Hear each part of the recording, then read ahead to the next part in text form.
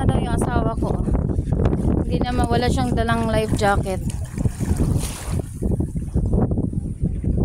Huwag ka masyado doon ha. Yang darkness dyan. Diyan ka lang, umupo ka na lang.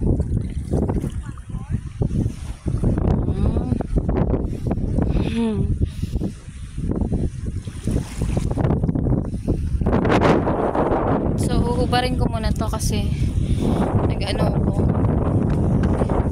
Meron ako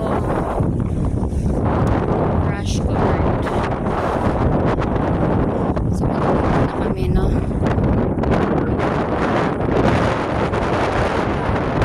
Wala kasi magkakal dito, malagang dagat na.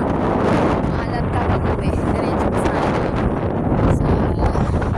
doon yung may ano doon, may pwede ka magbanlaw or uwi ka talaga sa inyo para maligo. Dapat may motor ka. Ganon. So, okay lang habang at bumiyahe, mag-enjoy lang sa buhay, no? Kailangan ng inggit.